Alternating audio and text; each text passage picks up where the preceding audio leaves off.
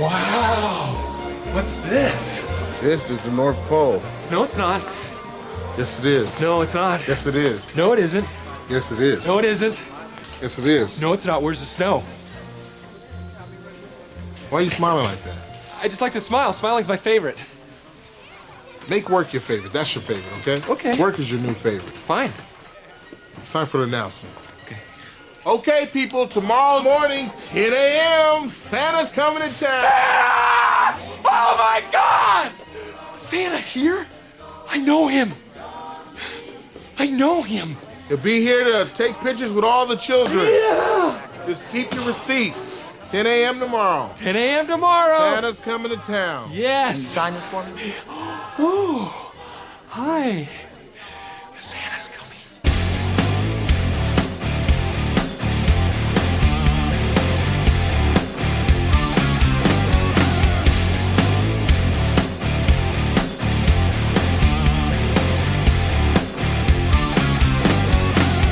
Welcome to the Rhythm Section Podcast, here to spotlight the greater Memphis and North Mississippi music community by sharing the stories of our amazing artists.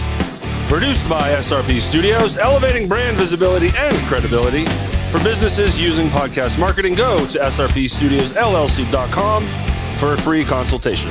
New episodes drop on Apple and Spotify every Wednesday morning. You can also catch us on YouTube and Facebook at 6 p.m. Central every Wednesday. Go to therhythmsectionpod.com for all information. Today's episode is sponsored in part by Hadley's Bar and Grill. Join Hadley's as the Christmas for the Kids benefit drive kicks off its 2023 campaign this month with the annual 12 Days of Giving events. We have December 16th, annual live auction with 30-minute ego. December 21st, Rockstar Karaoke Christmas Party. And December 22nd, Christmas for the Kids grand finale with 5 for the Kill. Now, asterisk, there's a fourth one, and it's at Neil's. So, this is a Hadley's ad, but this is for the kids. This is for the Christmas of the kids. So I'm looking at this as an advertising for that event, for this benefit. So that's why I'm going to include Neil's on this. That is the 17th. It is the first annual Rock and Roll Bash with Every Mother's Nightmare, 5 for the Kill, Gen X, and The Boneyard. Yeah, this will be Hadley's 8th year to be involved, ready to hit the ground running with significant events all the way up to December 23rd. Thank you, Rick Hale. Yes, please follow Rick Hale. His first name is R-I-K. And then go follow Hadley's on Facebook to keep track of these events. Yes, and then we have Boba Cream. Boba Cream is a veteran-owned, family-friendly business serving delicious boba tea and desserts with a commitment to quality and customer satisfaction. Their biggest sale ever is taking place. Buy one, get one free on all drinks and plushies. Find them at 131 West Commerce Street in Hernando, Mississippi. And please take advantage of this great deal because it will not last long. Boba Cream has announced that they are closing the doors. They do not have a definitive close date yet, but it will be soon, so get those drinks while supplies last. And home of some of our merch. We have shirts, hats, mugs, tumblers, and free stickers again for a limited time. So please go follow them on Facebook at MS Boba Cream for more details on the store's future. Jeffrey Ward. What's going on, man? Man, just really waking up and getting acclimated to the day. Yes. It's been a busy weekend. We're going to talk about last night here in a second. But first, we have today's featured superstar is Michael McClenney. Yes. Drummer for Thumpdaddy. And then next week, December 20th, Chris Dabaldo. Season finale. Yes. He came in, and boy, did we have fun. We're looking forward to that episode. If you don't know, he is formerly of Saliva. So again, Wednesday, December 20th, our season finale. Yep. Okay. We can't restart again. No. So I even left a note. I actually gave myself notes on using 3 specific sounds. Okay. In 3 specific areas, only on mine. Right. I penned them in. Right. And I noted the wrong one for that. What I wanted to use is And where is it? There we go. So we're going to do an real-time take 2. Okay. So December 20th, Chris Dabaldo, formerly of Saliva, will be our season finale. Are you glad I went through all that? Well, what you need to do is make those same notes on my paper so that I can help you. I control the iPad, bro. Yeah, I know. All right. So speaking of season finale, then I want to talk about season 3 that's coming up. That's going to kick off on Wednesday, January 17th. Yep. We have a load of awesome interviews coming up, and then we can't wait to start announcing those. Yep. And cameras are back, everybody. Yep. Me and Jeff are sitting in the studio, 2.0, 3.0, whatever you want to call it. And we got a table. The cameras are up in focus. We're not recording this intro, but later today we do have our, not necessarily first episode of next season, but our first interview. Your friends, my friends, Kevin Koss and Kevin Greenberg from Gen X will be here later today, just with us, but expect them season 3. Yeah, and you know, we don't like to say who we're interviewing for the next season because you just never know what might happen, but we will be giving you that information soon. But we can tell you that Chris Dabaldo is going to close out season 2, and our plan is for him to open up season 3. That's right. Because we could have kept that interview going for another 3 hours. It was very fun. It was informative. It was a great time, and Chris is just such a super cool dude. So we're looking forward to having back-to-back episodes of him. And a little tease, because I know everyone is interested in the record business. Yeah. And, man, he was willing to take any question we had. Nothing was off limits. And we went deep into it. Yeah. And we want to continue, not necessarily business talk, music business talk, but there was so much stuff left out. And it was just a lot of fun. So we thought it'd be neat. This is the plan. And he is scheduled for his interview. Yep. So we can say that much. Right. All right. I want to make this about my friend Jeff Ward. Last night, it was the bake sale, with formerly known as at Hadley's. Mm-hmm. And you parlayed that event with celebrating your 30th wedding anniversary with your wonderful and beautiful wife, Susan Ward. And we can add tolerant to the list of adjectives. Wonderful, beautiful, I was going to say, I'm very proud of Susan. She puts up with so much shit, it's not even funny. So, please, sir, here's the floor. Talk about the night. And make sure you mention how much you love your wife. Oh, well, goes without saying. Love you, babe. But we had a great time, man. It was a lot of fun. Shawn Few and the guys informally known as Julian Wong, Seth Cooey Kendall, and Jacob Turner, they were so amazing. They never put on a bad show. And they allowed me to get up and sing, which was a first. And I couldn't have picked a better group of guys to do that with because they make me comfortable. Mm-hmm. And doing something like that for the very first time in front of a live audience can be nerve-wracking. But I didn't have any nerves because I knew the guys behind me were fantastic. Yeah, so remind me what song you sang? I did a Bad English tune from back in the 80s, When I See You Smile, John Waite. As a surprise to your wife. As a surprise to her. And then Shawn, in typical Shawn Few fashion, threw me under the bus and had me sing a second song that I wasn't even anticipating, and that was a Bryan Adams tune, Summer of '69. Yeah, classic. That everybody, if you can, even if you've never sang that song, you've heard it enough times, you should know the words to it. So I don't think I screwed up anywhere except for my voice cracking because I wasn't in vocal shape to be doing that. All right, I just want to punch in. We can get back to it. Sidebar. Yep. Seth Kirkendall. Yep. Okay, so Cooey Kendall, no more. Oh, we can't do that? Well, I wouldn't like it if someone was like, and Derek McCod. Oh, Seth loves it. He's fine. But that's cool. I don't think he does. All right, Mr. Kirkendall, I'm sorry. I apologize. So, Seth Kirkendall. Yes. Well done, sir. And another part of the night that was absolutely magical that had zero to do with me. You got up on stage with the ladies from Elevation, and you guys crushed a Tina Turner song, "Rolling on the River." Yes, Proud Mary. Proud Mary. So I should call it by the proper name.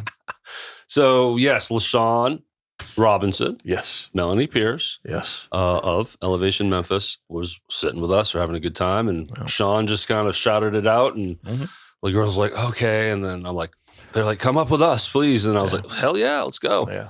So Shawn gave me the bass, and we ripped into the Tina Turner version, which is just elevated. It rocks. And so it was a great night. It was. My wife had a great time. She doesn't get out a whole lot. She, the music scene, I guess she's been there and done that and kind of over it. But so you let her come out last night? No, she let me go out last night. But she did. She enjoyed herself, had a great time, and we had a great time. And it couldn't have been a better celebration of our 30 years. How many adult beverages did you consume last night? I only consumed 4. No, 5. Only 5. 3 bourbon and Cokes. 1 beer that I had to take from Shawn Few because I got parched. And I never see you drinking beer. That's rare, but that was all that was up there. And then Michael Hall, sweetheart of a guy, brought me a nice bourbon neat. Oh, and that's a nice capper. It was excellent. Because I've obviously known you a long time, and we know Buzzed Jeff, but you didn't go there last night. No, I kept it tame last night. Yeah, another couple of bourbons. Well, here's the thing with you. I would have exposed myself. Whoa, hey now, woo! But you're a happy drunk, dude. Oh, it doesn't get any happier. So it's not like, when I'm talking about this, it's not like, you didn't, take the turn and turn into a dick. Oh no. You start hugging everybody and man. Just when I really get hammered, if I get locked up, it's because somebody else did something. I am not a violent, mean drunk at all. So but you are when you're sober. It's weird. Maybe that's why Susan keeps buying me booze. I don't know. So yeah, it was a good time. It was a great time. Talk about a bake sale last night. Holy smokes. There was a lot of food up there, and hopefully a lot of money got raised. Yeah, and then they had the bucket up there for donations. And I don't know the person, but someone handed Rick Hale, while he was on stage talking in between sets, handed him a check for $1,000. Yeah. Outstanding. That's what it's all about. That's next level. But also next level, our band sponsors. That was an excellent segue. You like that? That was great. Season break's coming up, brother. All right, so band dates. We got Area 51. No. 2 dates in January that we have. January 5th at Lafayette's at the 6 o'clock spot, 6 to 9. And January 27th at Hadley's from 9 to 1. Follow Area 51 on Facebook at Area 51 Memphis. Yeah, and we got Shawn Few. He's been such a huge supporter of this podcast, and we appreciate him. He'll be ringing in the new year at Pickwick Landing State Park, and that is that formally known as? Because you don't have the band on here. It is. Okay, formally known as. Doors open at 7, Pickwick Landing State Park Lodge. Limited tickets are available, so order on the website. Friends... And what is that, a underscore? Is that how you say that? Friends underscore. No. Oh, man. You screwed this up. Friends of PickwickPark.com. Yes, I did that to make it easier to read, and that didn't happen. But follow Shawn on Facebook at Shawn.Few.7. This shit went off the rails. Dude, I'm going to add to the derailing here because he texted me a new set of dates, and I just pulled it up on my phone. Good for you. They will now, formerly known as, that is, will be playing the first Saturday of every month at Hadley's. Awesome. And the second Saturday of every month at Neil's. Wow. How awesome is that? And Sunday, January 7th, the Lost 45s at Neil's. Awesome. So check that out, man. That's great. When you get a good rotation gig like that, man, that's outstanding. Okay, Land Divided and Jacob Turner, who was a star last night at the formerly known as show, as always. Yes. And again, if you've ever seen him, formerly known as, you know that he's just an insane drummer and singer, but he's also a songwriter.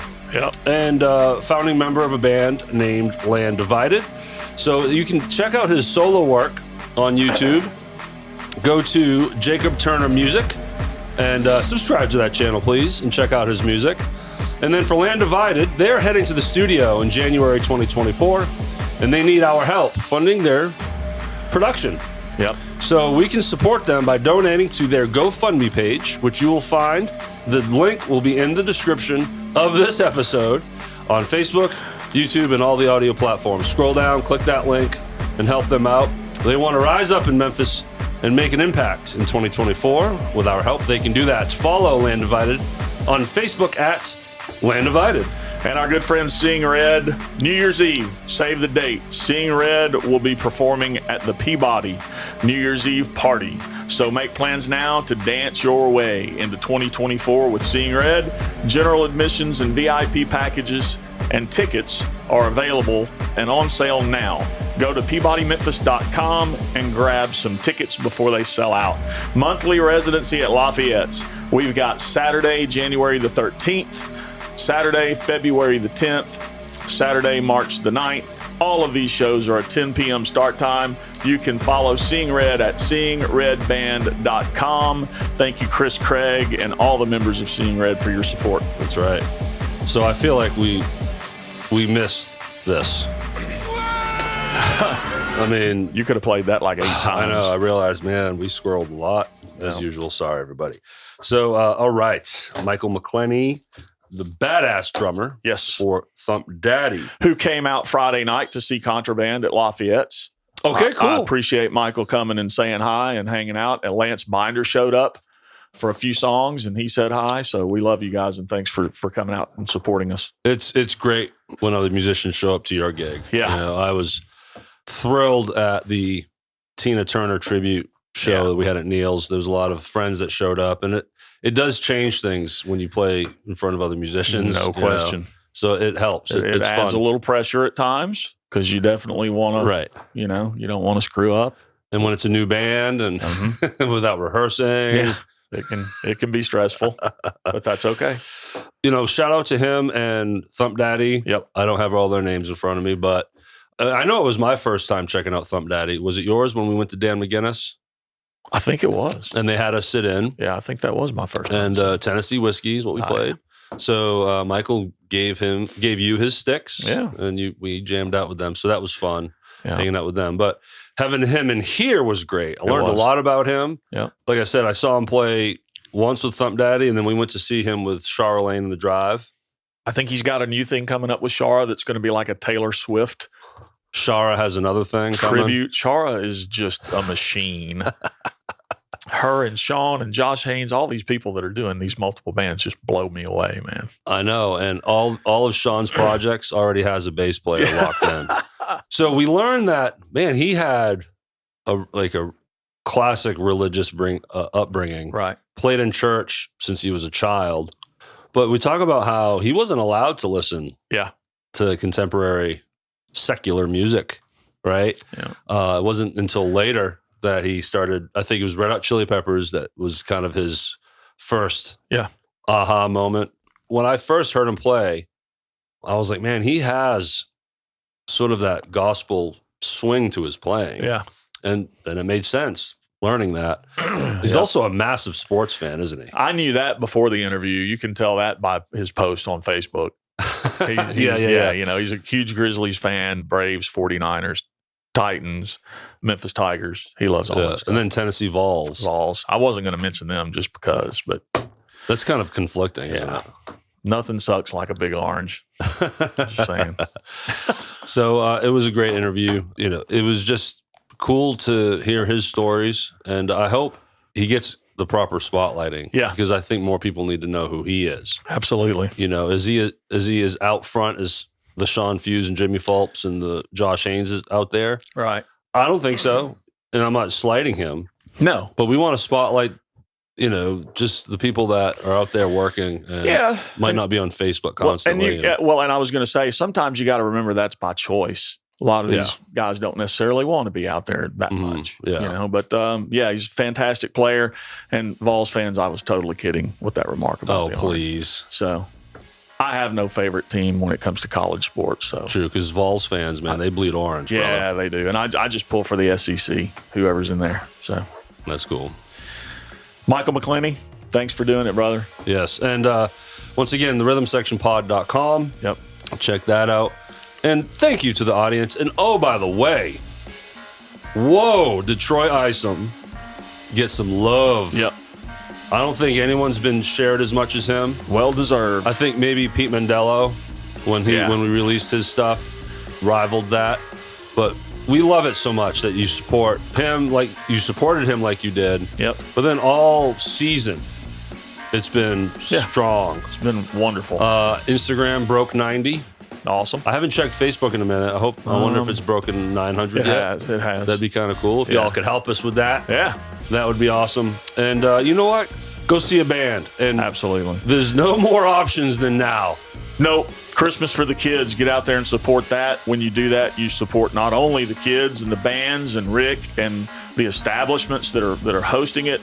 It's a win for everybody, and it's that time of year to give your time, your talent, and your treasure. 'Tis the season for sure. Absolutely. But again, thank you all for supporting us, supporting bands. Go check a band out, and we love y'all. Yep. So please enjoy our interview with Michael McClenney.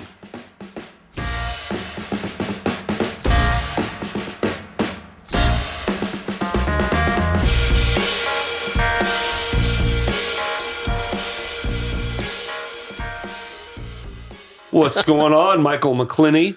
Man, I'm happy to be here. I stuck the landing on your name because for the last 5 minutes you were explaining to me how to pronounce it. Yes. So we did I nail it? You did nail it. Well, thanks for being here. Glad that we could have you up here. Thanks for asking me to be here too. Absolutely. I feel really honored. Like I'm just a drummer. No, you're not. Yeah, no, I am. I'm Great just a drummer, man. So Well, I mean, that's what this show is for, though. Yeah. Just drummers. yeah, that's true. Just it's mediocre drummers like my co-host. Yeah. And Jimmy the Jimmy rhythm Fault. section. But full disclosure, as we were laying out the guests we wanted on this podcast, we just realized we had an opening, and I was like, Jeff, let's get a drummer. Mm-hmm. We had Kinley and Chris Craig from Lord Tracy. Bam, rhythm section right there. Yeah. Had Lance Binder in. He's coming up. Well, actually, by the time this publishes, he's been released. But I'm like, let's get a drummer in, even it out. And bam, I mean, you were the first name. Well, thank you. Yeah, I've been a fan of you since seeing you play. I've seen you play Thumpdaddy at Dan McGinnis and with Shara Lane and The Drive Yeah, Rock House Live. at Rock House Live in Collierville. Yeah. Where you were stuck over in a little corner. I mean, actually, I like that corner. Do you? I really like that corner. I hear you. Yeah. If anyone doesn't know, the Rock House in Collierville has an interesting space for the band, It's to say the least. Yeah, it's small. Yeah. Small stage to fit like 2 people on there. Place that's going to call itself Rock House should probably have a stage. But But yeah, the way you set up, you made it so the band's in a line rather than the drums being in the middle. You were all the way to the far right. And where we were sitting, I couldn't even see you. You wraps around the bar, the other side of the bar. But that place has a good mix, though. Yeah, it does. And between seeing you guys there and Thumpdaddy at Dan McGinnis, I was like impressed with your playing, man. I enjoyed listening and watching you play. Yeah. Who carries the entire riser in for Thumpdaddy? Are you required to bring all that stuff? Greg Verrett, the bass player, he has a trailer. Right. And he has all the equipment in there. Yeah. And so he has the drum riser and But he's the one that it's a brings team it in effort. and sets it up? No, it's a team Everybody effort. does it? Yeah. That's Oh, cool. you guys have so much gear. There's a lot of gear. We have a lot of gear, but it's worth it. It is worth it. You put on a great show, man. It's awesome. I do want to get to you here, but while we're talking about Thumpdaddy, let's educate the people that don't know who Thumpdaddy is and what y'all do. Okay. So what's your best quick description of what Thumpdaddy is? We are a party band. If you can't dance to it, then we don't play it. Right. That's our motto. That's cool. Everything, we will try out songs and no one dances to them. We ain't playing it anymore. Yeah. So our goal is to get the people on the dance floor and to have a good time. And you're a 6-piece? 7. 7. Yes. 1, 2, 3, 4. Oh, yeah. So I got the names from you this morning. Yes. You on drums, Shara Lane on vocals. Here comes the last name, Steve Rodenhamel. Roadhamel. Yes, Roadhamel. Sorry, Steve. Or Rhodey. We call him Rhodey. We'll call him Steve Rhodey. Yeah. There we go. He's the male lead vocal paired with Shara. Yes. Greg Verrett, bass vocals Yes. and drum throne guy. Yeah. Our friend Paul Moreau, Yeah. guitar. Paul, yes. We got to mention Paul a lot. Is that Paul? Because Shara did not. How can we butcher that last name? How else could we pronounce that? Paul Mario? Mario's a good one. I like that. Mario. Yes. Yeah, Paul Mario. Paul is currently in the Soaking Up the Sun Yes. with Donna and Jimmy Fulp and Jeff Adams. Now, As we record this, and I'm a little So jealous. I'm a little bent about that. Yeah, great pictures out there. Yeah. Tom Slagle. Yes.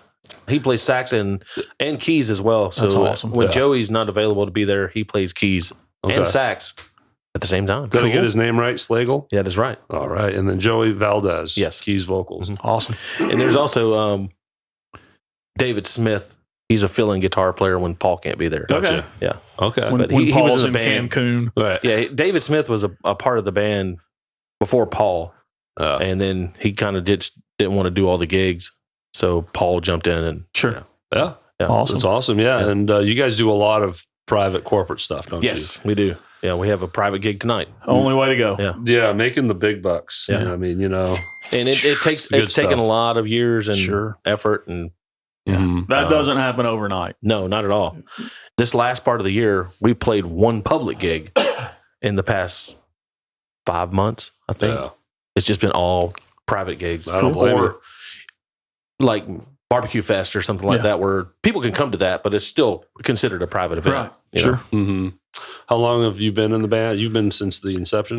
I was the original drummer until we were just practicing. I think Shara mentioned this, but we were just practicing, rehearsing, and Swinging Leroy needed a drummer, so I stepped away and become their drummer. And then a couple drummers later with Thumpdaddy, it just fell into place where I could come back and. What be year part of was the band. that? 2016. Okay. Yeah. Yeah. So you've been working Yeah. with them since 16. like, Yeah. Doing the actual gigs. Right. Wow. That's a Yeah. good run, man. Yeah. Wow. 7 years? I know this. I look back and I was like, man, I've been playing with this band for 7 years. It's Yeah. unbelievable. Yeah. You know? Yeah. And it's cool when you get that longevity because you kind of get on autopilot Yeah. and you know the music so inside and out that it becomes, I don't want to say effortless, but it's difficult when you first jump Yeah. into a band. You're Mhm. having, you can rehearse all day long. Right. But until you get out there and start doing shows, Mhm. it takes a minute to Yeah. really feel everyone out, not feel everyone up, but feel everyone out and, just learn everybody. Yeah. That's it. And you get that chemistry. Right. Yeah. That's- And by now you guys have certainly got it. We've seen you play live a couple times and it's just, it's seamless, Yeah. which is cool. So your playing abilities clearly is because you've been playing for a few minutes, have you not? Yes. So I saw on your Facebook page, I think it was. I mean, you put drummer for 30 years, so you've been doing this since yeah. you've been doing this since you were 30. Is that it? yeah.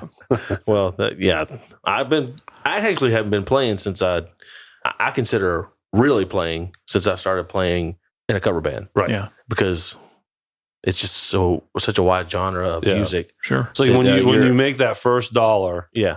That's when you can say, really I'm yeah. professional, quite Yeah. simply a professional musician making dog shit, but Right. that's how you start though. Yeah. No, I started when I was, my mom says 5, playing in church. My mom and my dad were pastors in a small church. Mhm. Like they needed a drummer. And so they asked my sister. And my sister, she didn't like playing drums, but she was more mature than me.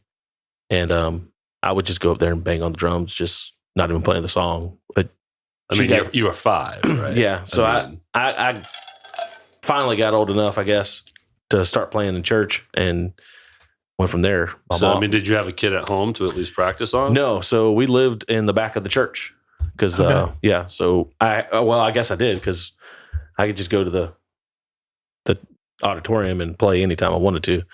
My mom played keyboard or piano back then, and my dad played bass and sang. My sister sang. We had a little group at church that we did. Nice the whole family group. Yeah. That's So, wild, yeah. man. That's awesome. My whole family's, my dad's side is they're musicians.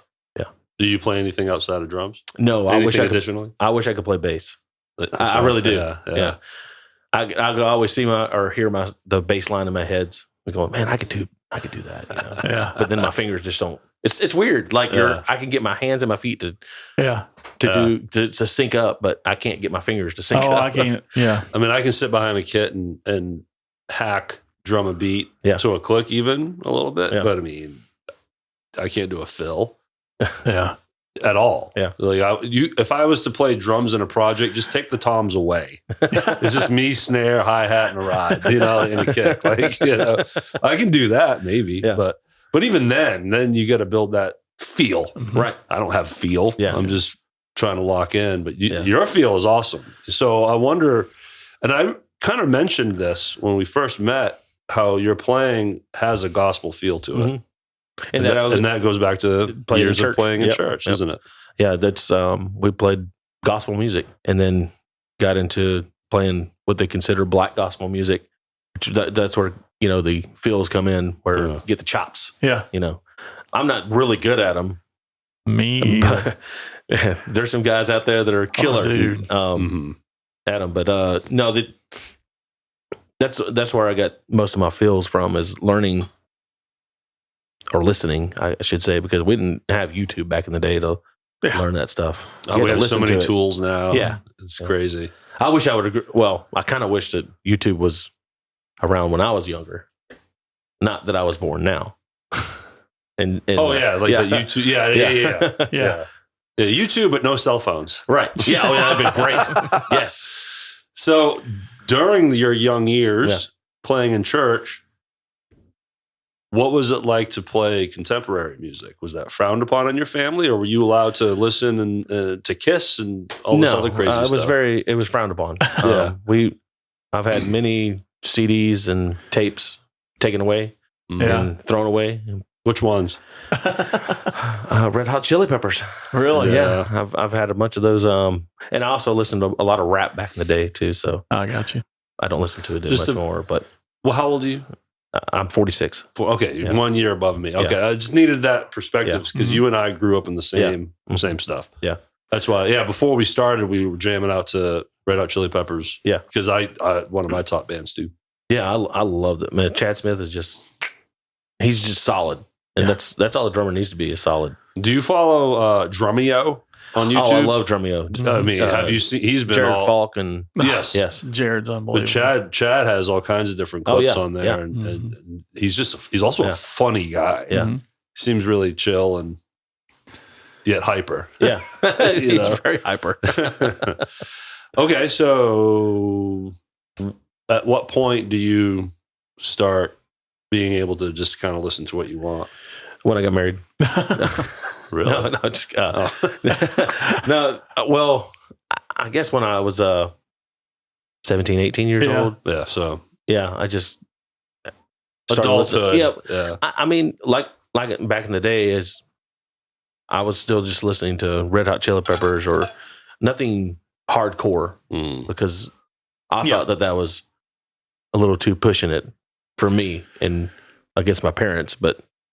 And when you say hardcore, you talking like Metallica and AC/DC. To your parents, that's hardcore. Yeah. To me, hardcore is I don't know, a step above that. You didn't bring in Slayer and Sepultura, Megadeth.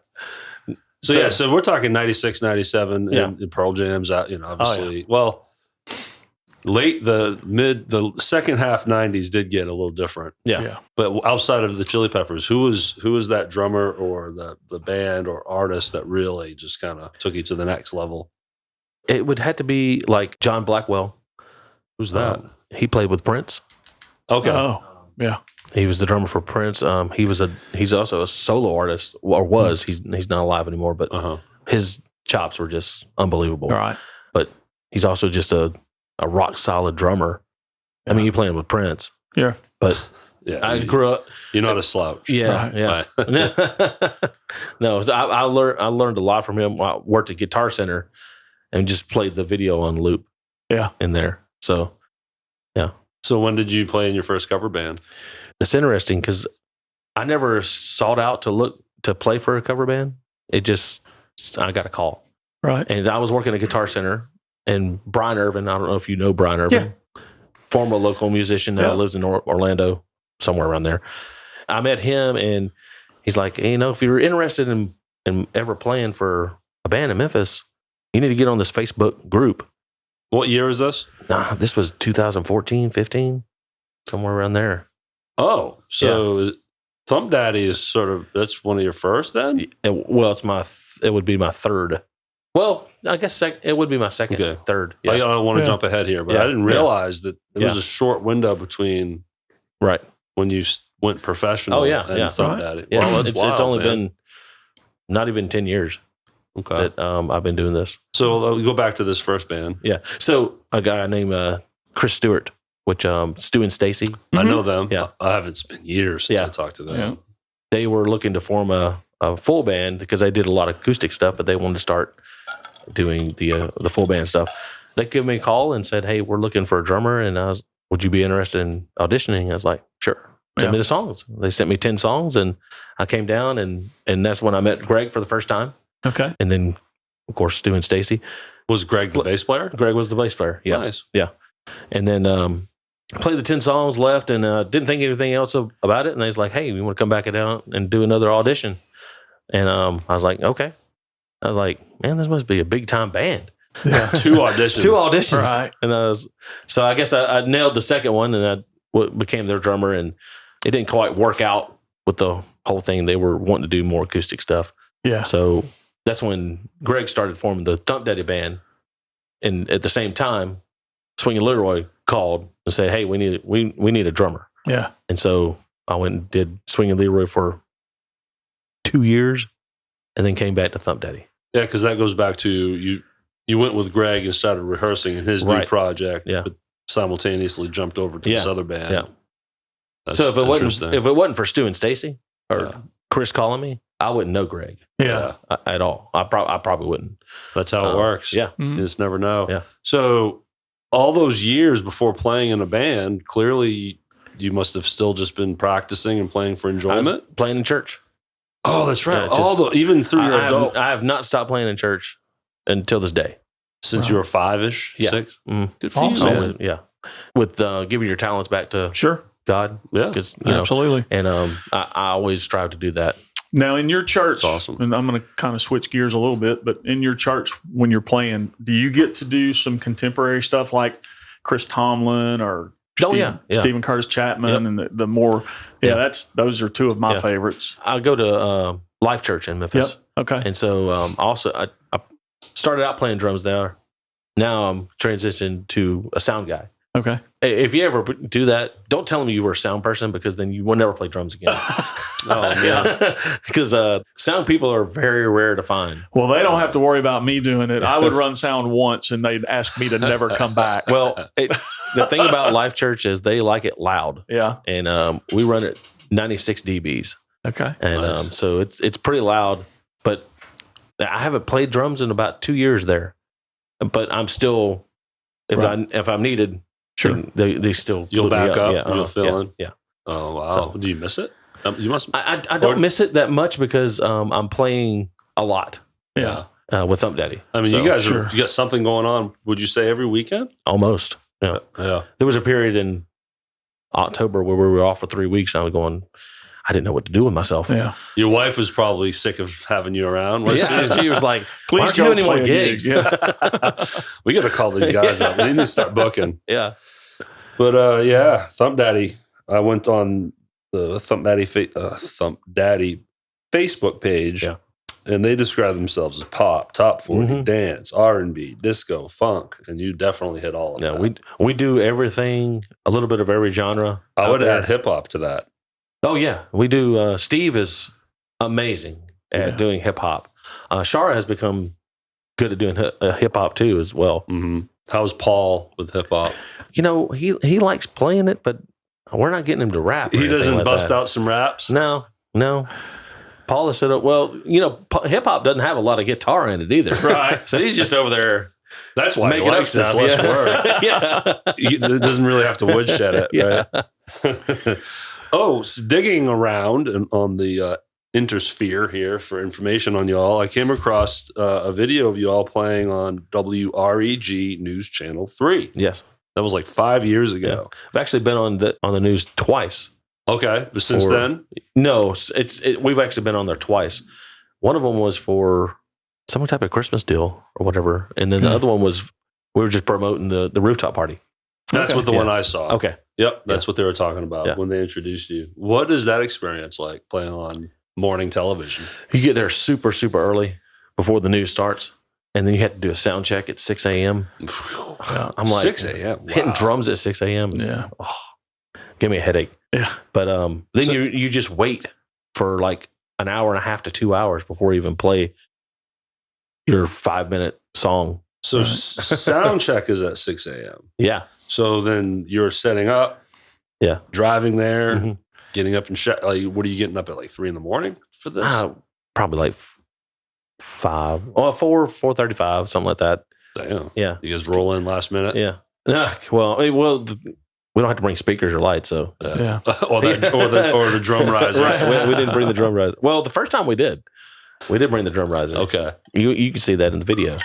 I think. Yeah, I must have. Yeah. So we brought the drum riser in and everything. You guys did a medley. A medley, yep. Yeah. We've only done that medley one time. I kind of liked it too. It was very short. Just did it for that show? Yeah. Yeah. Oh. We did a rehearsal for it. You guys do some medleys in your regular show, which I thought was very cool because, I mean, you guys use tracks. Yeah. Full disclosure, party bands use tracks. You Yeah. can't have a 15-member band. You know So- what? Professional bands out there. Absolutely. They use tracks. Sure they do. Mhm. Sure they do. There's nothing wrong with tracks. No, there's, in my opinion, that there's nothing wrong with them at all. I'm in a band that uses As long them. as you can follow them. Yeah. Yeah. not get off of the sometimes- It can be a huge problem. That Yes, can be a they can. difficult thing. Yeah. Yeah. But some of your medleys or mashups or whatever you want to call them are very cool because you guys use the tracks and they just flow seamlessly from one song to the other. Mhm. And all of a sudden the crowd's like, wait a minute, we weren't just listening to this song. Yeah. Now we're listening to something totally different. Yeah. So it's cool.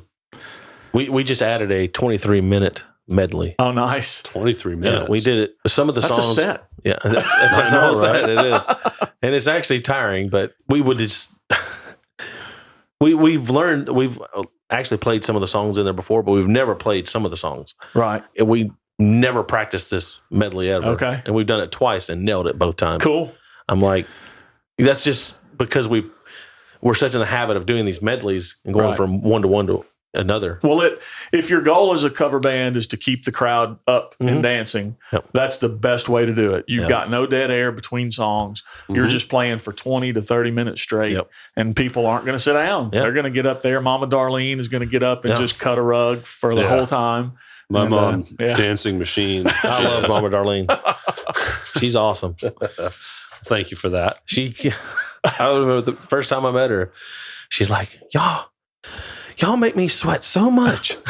For context, Mama Darlene is my mother. Yes. And she loves going out and dancing. Yeah. And she's awesome. If I love if her hair is soaked, then your band is awesome. Yeah. Like, You've been rocking. she's into it, Yeah.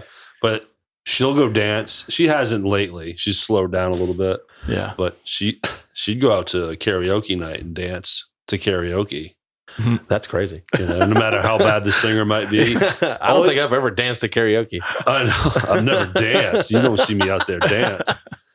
If there's one other person that jumps up and starts dancing, my mom will jump up too. Yeah. She doesn't like being the only one. Yeah. But all it takes is one, and then she don't care. She's out there dancing. doing it. So I love people like that, though. yeah, It's like they don't care. Yeah. It's like, and it only usually takes like one person Mhm. to get up there and start dancing for the other people. Yes. And we used to have this guy named Lewis. I think he moved to Arizona now, but he was an older black guy, and he would come to every one of our shows, and we called him the party starter Yeah. because he would first beat, he'd be up there dancing, just juking, yeah. and Just getting that energy out there. and he would drag people on up there with him, and That's the kind of guy you want out Yeah. there when Yeah. they start pulling I miss people Lewis. up. Yeah, Yeah. so he's actually came back this year Yeah. sometime, and just showed up. We didn't even know he was there. That's cool. Yeah. What in the contemporary world Mhm. of music, or we can just say what you play with Thumpdaddy. What's your favorite style you like playing? You like the rockin' stuff, or do you like more of the dancey stuff? You know what I like? I don't have a favorite. Yeah. I really don't. I like it all. That's, I think, makes me unique myself because I don't mind playing anything at all. Yeah. as long as it comes with $1. There you go. There you go. I really don't. It doesn't bother me to play country. Right. If I could play jazz, I'd play it. We can all play you know. jazz. just wrong hits. Yeah, screw it up, and that's what you claim it was. Several times people ask, what do you play? Whatever pays. Yeah, exactly. I've said that so many times. Whatever makes somebody move, you know? Yeah. Now, are you a gear nerd? I used to be. Yeah. I'm not so much anymore. Not as much anymore. I don't have time for it. What do you play? I played DW Design Series. Yeah. We got Jeff's a DW guy too. Yeah. Well, he has collectors. You guys can nerd out if you want. No, design series are great. They're cool. They're great. Yeah. They're great for gigging a lot because you don't have to worry about messing up a $5,000 kit. Right. Design Series are like $1,200. And they're just like the collector's kit, except for a few off things. But yep, and look, they're all, you put good heads on them, and if you know how to tune them, they're going to sound great. Yeah. And not knocking any other drum companies out there. No, but DWs are my favorite. I just fell in love with them, the way that they're made and everything. Yeah, so. I started using them because of Neil Peart. Yeah. You know, that's who endorsed DW, and I loved Rush, so that's what I wanted, and I got him, and I love him, and that's just, you know, he did his job. He got me to buy some drums. You know, well, that's why they get endorsed, right? Yeah, I mean, I'm sure there are lots of Metallica nuts that play Tama. Is it Tama or Tama? I don't know. It's either one. I think it's tomato. Yeah. I grew up saying Tama. But yeah, Lars plays those. Northeast. People love them. You know, Neil played. Was it Yamahas early on? Yes. Before DWs. So, and Tommy Lee was a Pearl guy. If you love Motley Crue, you went out and bought Pearl drums. Yeah. You know? I think it's all in your influence, who you like. Don't answer this, Michael. Okay. What did Ringo play, Jeff? Dude, being from that era, I'm going to take a couple of guesses. Go for it. Either Slingerland or Rogers. Neither? What did he play? I don't know. Ludwig. Really? Okay. Yeah. How do you not know this? No, I didn't know that. I figured you knew that. I did not know that. I was going to say Rogers myself. Yeah. Really? I just figured. Because that was my first kit.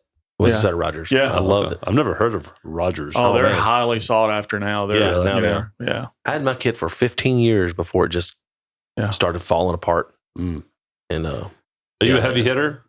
No, I am not a heavy hitter. From what I've seen you play, I mean, you're right in the pocket and everything, but Joey, our keyboardist, he says I hit hard, but I'm like, then other drummers will get up there and play, and he's like, okay, you don't hit that hard. I'm like, is that his way of wishing he could ask you to turn down or something? Yeah, well, Joey's just, I don't really, I care what Joey says, but not what about drumming. I don't go around telling him how to play keyboard, so. Right. Well, I'm one of the big knocks against me is I am a very heavy hitter. I need to learn more finesse. I have more people ask me to play louder than I do playing softer because I grew up in church and we didn't have plexiglass and all this stuff in church. So my dad was always like, calm it down, volume control on you need to back down, you know? Yeah. So I had to learn to play with my fingers instead of my arms and or I use my wrist too, you know? Yeah, but that gives you your swing. Yeah. You know, you have a swing to your playing. Yeah. That finesse. And that's why you don't hardly ever see me move because don't listen I'm right here to the Red Hot Chili Peppers before you go into church to play. No. Do you own double kick drum pedal? I do not. I've never played. I actually have never owned one. Yeah. Actually, I take that back. I had one given to me, so it's a neat tool to be able to cheat some things. It's great for ending songs. I don't have the chops to do the fancy stuff that a lot of drummers do. So I'll use the double pedal to add a couple of little beats in there when I'm ending a song. Yeah. It's just a neat trick that simplifies things for me. Have you ever tried that straight double kick? Occasionally, you know. We've all worked on Hot for Teacher. If you're a drummer, you always wanted to play that, you know, and I've worked on that in the past, and it requires some of that. Try some of it during Contraband and that country music. That'll probably fit well. It'll work real well.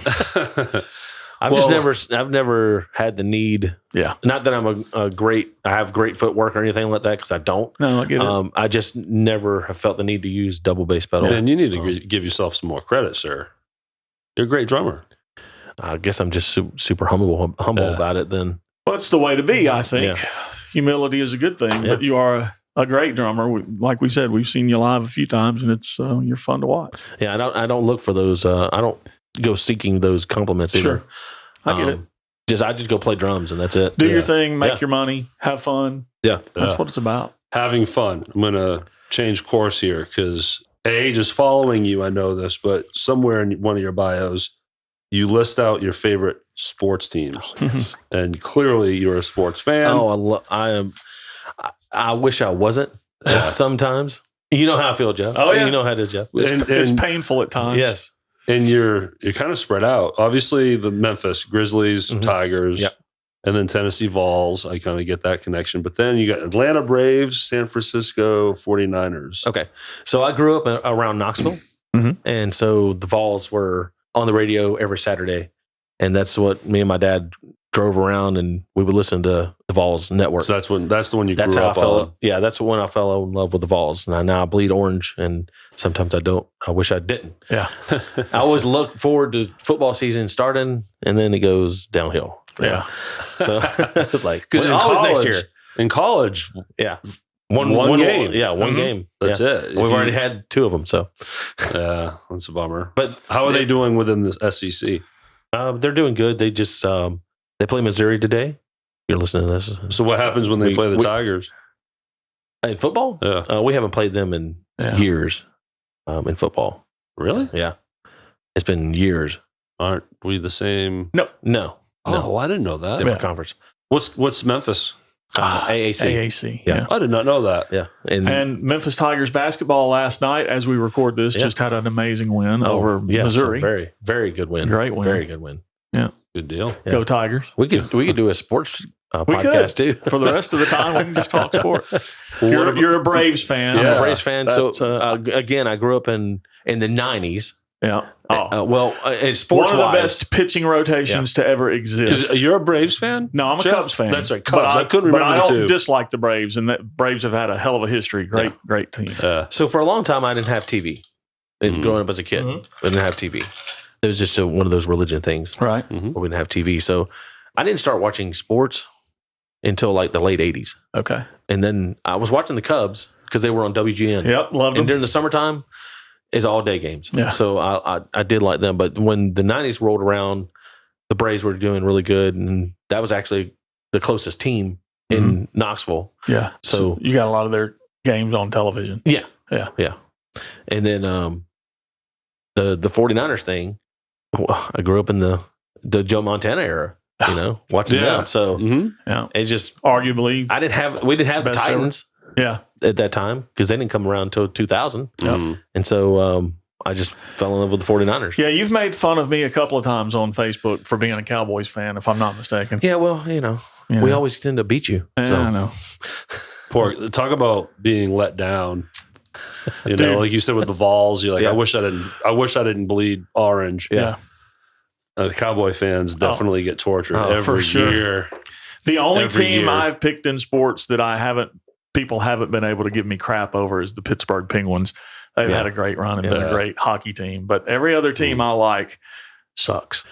Yeah. I grew up in Maine, so I got spoiled with the Patriots for sure. Yeah. Oh well, teams. I have no complaining. You should now, though. Things aren't going that great now. You know what's funny is I realized I was a Brady fan over a Patriots fan. Yeah, because when he went to Florida, went to the Buccaneers, I followed him. Yeah, and I didn't give a shit. Yeah, because I'm also sick of Belichick. Yeah, a lot of fans did. I enjoyed watching Brady, and he had a great season. Then I was very upset when he decided to come back out of retirement because I'm like, dude, don't do it. Yeah. Don't be that guy. And sure enough, he just had a miserable season, goes through a divorce, all this public bullshit. Like, dude, I wish he would have just. I'm not going to feel sorry for him. Oh, yeah, he's doing fine. I can't. He's doing all fine. Right. Yeah, he's doing okay. And around the same time, when the whole thing with Brady starts, which was 2001, just a few years later, I really start breaking. Now, like, I start watching the Red Sox. We have Nesson up there, so we can get every Red Sox game. And I came in 2 years before 2004 when they win. So I didn't go through 87 years of torture like so many people. I start, paying attention to the Red Sox 2 years later, they win their World Series. Oh man. So I'm totally spoiled between that and Brady. Like, I had it all. It was pretty fun. Yeah. Sorry, Cowboy fans. And It's one stadium Titans I'd love to fans. go to. I've never been to Boston Stadium. Once, Fenway Park. It's I've also never been to Wrigley. It's amazing. So I've been to Wrigley. Yeah. I have Yeah. a bucket list of stadiums I want to visit. Oh, Yeah. I'd love to go to all of them Yeah. at some point, but it's not going to happen. You know? Not all of them. Yeah. Well, yeah, man. Let's start a sports podcast. We can Let's do do it. I know a guy that can help us with that. Yeah. Well, look, Michael, so much fun having you up here. I'm glad we got to, hang out and talk about what you got going on and your history. Are we leaving anything out? Yeah, my wife. You got to mention your wife. I've been married for 20 years. Awesome. To the Good for same you. woman. She's kept me. Not sure why. I mean, either. And I have a awesome 5-year-old kid too. That's so cool. Good for you. Now, what are their names? My wife's name is Jennifer, Yeah. and my son's name is Sean Paxton. Awesome. I'll be sure to edit this and put it in the front Yeah. That's fine. Yeah, so she hears it. yeah. I'm on the drive down here. I was like, if I don't mention her, she's gonna kick me out of the house. But no, she's we've been married 20 years, and man, it has just flown by. At the same time, my dad is actually next week he will be gone for 20 years. He passed away in 2003. So Okay. Yeah. Is your mom still with us? my mom is still alive. Yeah, And she lives out here? she lives in Nashville. Okay. Yeah. Along with my oldest sister. My youngest sister still lives in Dyersburg, where majority of my life I grew up in Dyersburg. So Yeah, that's near Knoxville. As you no. mentioned. Dyersburg is north of here, about an hour and a half. Yeah, Knoxville is out east. Yeah, but I guess I'm confusing timeline. Well, okay. So first part of my life, I grew up in Knoxville, lived there for 10 years, and then Dyersburg. and then moved to the coast of North Carolina for about a year, and then moved to Dyersburg and spent 15 years there. And we've been in Memphis since 2004. So Wow. Okay. moved around a little bit. You've bounced around Yeah. a little bit. The whole preacher's son hmm jumping churches. Yeah. So Yeah. That's what made you Yeah. bounce So- around? yeah. And also, I know we mentioned Thumpdaddy and Charlene in the Drive. Are you any other projects right now, or are those your only two? Actually, Don't we want to are, leave any musicians out. If you're playing with some other people, let us. No, I'm tell not. us. Well, actually, this week I got contacted by one of the people from Elevation Memphis, Okay, cool. and I'm going to be start doing some of the Tina Turner Excellent. stuff Yeah. with them, and maybe some of the Elevation Memphis stuff. I don't know, Dude, the Tina Turner Here experience. they have thing a is all right bass awesome. player. Yeah, he's decent. Yeah, He's all right. Yeah. But I may have thrown your name in that hat. Yeah. well, she said I would love I can't to remember play what with her you. name was. That LaShawn. LaShawn. Yeah. I didn't want to screw that up either. Oh, well, I did. Early on, I called her before I don't think they had been on the show yet, or maybe they had, but I called her LaShonda Yeah. twice. Facebook Messenger. After I heard it, I was like, hey, I know you listen. Just sorry ahead of time. Yeah. You got your name really off. Yeah. But She, yeah. she contacted me this week and about the details and everything like that, and then she said that I came highly recommended, and I was like, "Man, it's got to be Derrick." Yeah. Because he would be the only one that Yeah. they know that would mention me. Yeah, for sure. Yeah. I think you'd be a good match to that music. Yeah, Shara and myself and David Smith have come up with this great idea to start a cover band. It's just serious, called Swifty, Okay. and it's covering Taylor Swift. Okay. I can see that. Sure. And- Is this breaking news? This is breaking news. All right. Yeah. Exclusive. We just on the booked our rhythm first section. gig. It's Oh. Lafayette's. This is real. Yeah. Oh yeah. This is super So real. who is the lineup again? So it's me, David Smith, which sometimes plays with us on in Thumpdaddy. Okay. He's playing to get bass. He's actually playing bass in this band. And then Bruce Key. And then David's wife, Robin, which plays acoustic guitar and sings as well. Okay. And then Joey Valdez on keys. Awesome. And did you say Showers in it? Shara is, yeah. Man, you got enough bands going on. She's trying to catch Josh Haynes. Well, and Sean. Yeah, and Shawn And, Few. well, we looked at this Taylor Swift tour thing, Mhm. and like, dude, people are paying thousands of dollars to come see her play. It's like it's $10 to come see us play. Right. She, she nails the songs when she sings them too. The Swifties or It's just just Swiftie. Swifties? Swifty, Oh, Swifty. yeah, like the her followers. They're Swifties. They're Swifties. Oh, I never Yeah. heard that. yeah. My daughter's a Swiftie. Yeah. Are you a Swiftie, Jeff? I am not a Swiftie. No, I don't. I have no problem with Taylor Swift's music, the earlier stuff. I don't like this current crap, but I mean, it is what it is. Yeah. Everything turns pop at some Well, point. it's going to be an eras kind of deal too. Right. So you got to play a little bit of everything. yeah, what was it? The Speak Now Yeah. tour, I guess it was. That's my daughter had that on Blu-ray, and I've watched it, and it's an amazing show. Yeah. It's great stuff. So we do February the 8th. It's on a Thursday night. So all the Where at? Lafayette's. Nice. Yeah. Very cool. They agreed to. They actually were excited about it. So Please awesome. remind us. Yeah. I'd love Yeah. to catch that. We'll have to be there for that, and we love breaking news on the podcast. Is it the no right? Is it 6 or 10 p.m.? 7. Okay. So it's a Thursday night. Oh, So it's just one. it shifts. Gotcha. Oh, there's only one band on Yeah, Thursday. there's only one band on Thursday. Gotcha. Yeah. 7. That's still a great Yeah. start time. It's only like and it's like 2 hours worth of music. We're not doing a 3-hour show at 1 a.m. in the morning. Right. So Good so deal. all the younger generation can come and because they love Taylor Swift. Will there be tracks?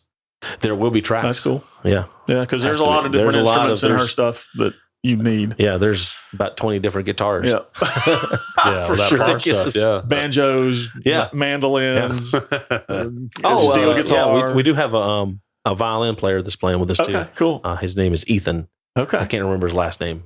Nice. So, but That's the second violinist I know of in this area, and I didn't know 2 of them existed. So that's good. so Ethan, know, right? Ethan actually, I know Ethan now because he went to Dallas when we with Charlene in the Drive Mhm. or Charlene this time because it was just her original stuff and that's it. Right. We went to Dallas and did a showcase down there, and Ethan played with us Cool.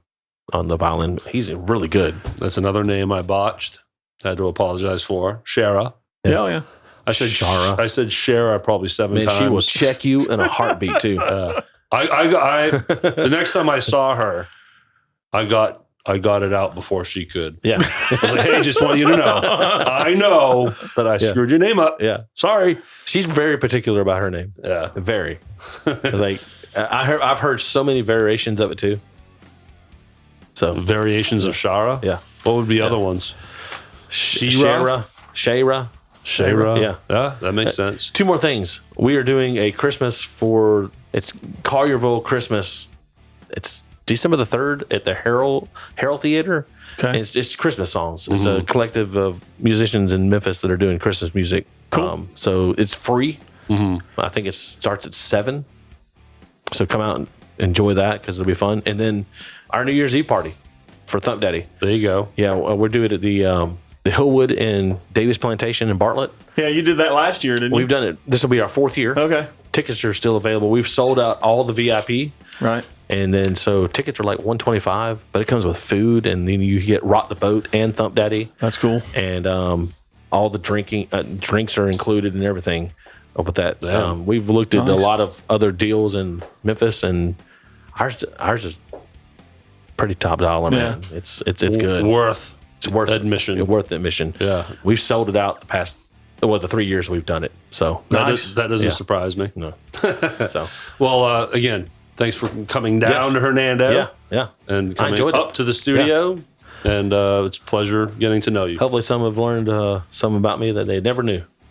That's the best feedback we ever could hear. Yeah. And we hear it. Like, Yeah. hey, I learned that you found a woman that would put up with you for 20 years. there you go. I found one that, and she's awesome too. I That's love her great, to man. death, man. I couldn't ask for a better wife. So, This time. yeah, well, I'll isolate that. You can email it to her. Yeah. But to the audience, thanks for being here. Always. You know, this doesn't happen without having an audience engaged the way you all do. So, Yep. thank you so much. And then it's all powered by our sponsors. Absolutely. All the sponsors you heard us mention at the intro of this episode. Yeah. The first 8 bars of this podcast. Thank you to all of you. Yeah. And, Check out our website, www.therhythmsectionpod.com. W. www. World Wide Web. WWE.com. And we've got merch at 131 West Commerce at our friends at Boba Cream in Hernando, Mississippi. Yeah. We got t-shirts, mugs, all that good stuff. Yeah, Get you free one. stickers, y'all. Go check it out and get you a drink while you're there. And as we always say, get off your butt and go see a band. Yes. Yes, which as we record this, me and Jeff are going to be doing that. Yeah. We'll be talking about them soon. So Get out and check out Thumpdaddy. yes, and watch Michael McClenney. Yeah, we got McClenney. our next public gig is like January, so Okay, Okay. well, you let us know when that happens, Well, sir. or contact Derrick and myself. We have the inside scoop to get you into one of the private gigs. That's Yes. right. We are the VIP, right? Yes, we are. Thank you, Michael. Thank Thanks, you, Michael. Jeff. Thank you for Thank you, having me. audience. We love you. Thank you.